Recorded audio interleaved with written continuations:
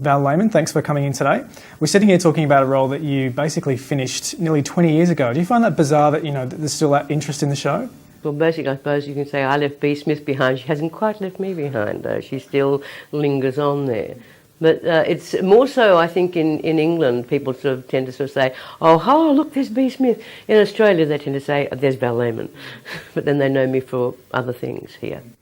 The character you played, Bea Smith, is of course a pretty iconic Australian TV character. That must have had its pitfalls as well as its good points.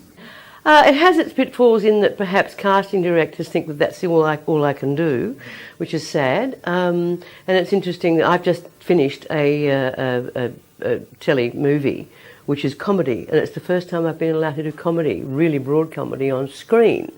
I'm hoping that might give me a bit of a turnaround for future work.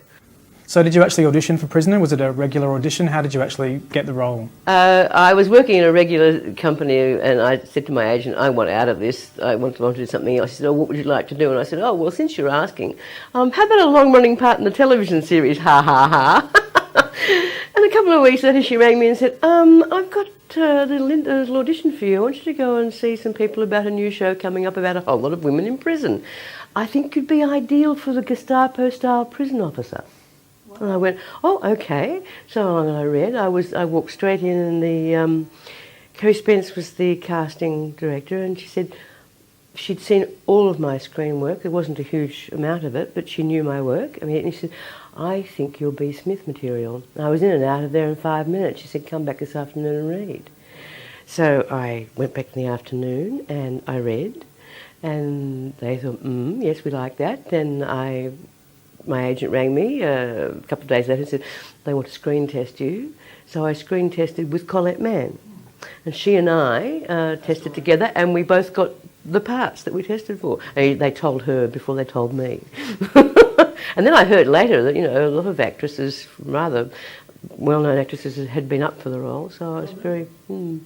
So Bea Smith is obviously a fairly recognisable TV character. What was it like having overnight success and overnight fame? I have said this before, but when they're sort of handing out things like, if you had a wish list when you sort of start out your life, something, experiencing some form of fame would have been somewhere on my wish list. So it was very interesting to have that happen. It was interesting to see what it did to me. It was interesting to see what it did to other people, how well people handled it. We were all fairly secure lot, so I think we handled it pretty well.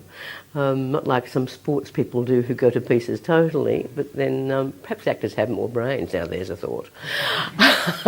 And I actually enjoyed it. You're looking for people to recognise you initially, and then of course you have to sort of think up ways not to be recognised because you're in a hurry and you want to go do things. You don't want to stop and talk about Prisoner all the time. So it changes. And like my family used to my daughters used to run ahead of me and say, oh, look, isn't that Val Lehman over there? And they very quickly stopped doing that. Bea Smith went through some pretty rough times on the show. What are some that really stick in your mind? One that I suggested myself was when Bea Smith had amnesia. I looked at the storyline coming up and said, she's been bashed on the head again. Something's got to give. Hey, how about amnesia? We haven't done that. That was your idea? That was my idea, yes. And one of the curious things that happened during that storyline was that when they were shooting it, they had a scene where Bea has lost her memory and she goes looking for her daughter. And my own daughter, Cassandra, played Bea Smith's tragic daughter, Debbie. One scene, the most repeated scene ever shot in Prisoner. Every time my character had some kind of trauma or drama, they flash back to that one scene. And they decided to use Cassie again, because she's going to a business college looking for her daughter, you see. And we're all out on location about to shoot it. Now, people often ask me, or journalists ask me, do you become the character? And I say, no, I don't. I'm not paid to be, I'm paid to make you believe. But perhaps when the camera rolls, I do. Because there was a tragic mistake made in this, a ridiculous mistake, not tragic, that I had not picked up. The director hadn't picked up, the producer hadn't picked up, and the writer hadn't picked up. And I picked it up, and then this camera started to roll. I shouldn't be looking for an 18-year-old, I should be looking for an 8-year-old. I have lost 10 years of my memory. And we were out on location about to film the scene. And they went, oh no, oh she's right. And then they wanted to cut it. And I had to lobby like mad and get the writer involved, Denise Morgan, the best writer we ever had on Prisoner, to please, please, please make sure they put it back in, because it was the only physical reference you had that she'd lost 10 years of her memory, because she goes, that we eventually shot it when I went to a primary school and was looking for a little 8-year-old. So tell us about your decision to leave the series when it was, at the height of its popularity. I am a great believer if something's not fun anymore, don't do it. And it was not being fun anymore for me. I felt Bea Smith was a sucked orange. Really, the surprises had all gone. I was facing the same conflicts over and over again with the character. I was not learning anything as an actress. I wasn't growing in any way, so I thought it's time to leave. And again, I said to my agent, I think I want out. And she said, what would you like to do? And I said, well, okay, how about a stage production? About 10 days later, I had an offer of a stage production, a really good one.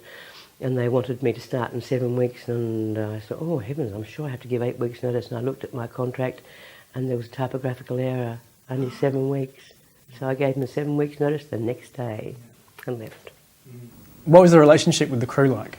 The crew were marvellous to me that day. So they taught me, incidentally, the crew on Prisoner taught me everything I know about working in front of cameras. They were fabulous, because I was pretty inexperienced when I started, and they were marvellous to me.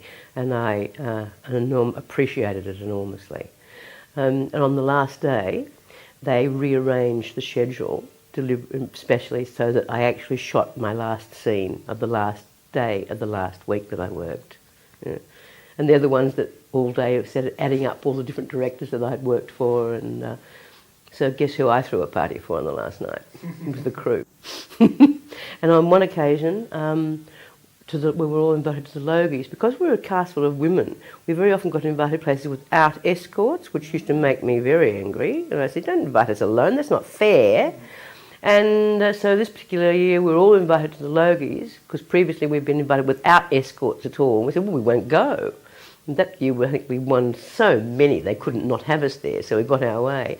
And I didn't, because I had already been invited with a partner earlier on. I took my regular partner at the time, but the other girls took crew as their partners. Really nice. No, we were very fond of our crew. It was very close, yeah.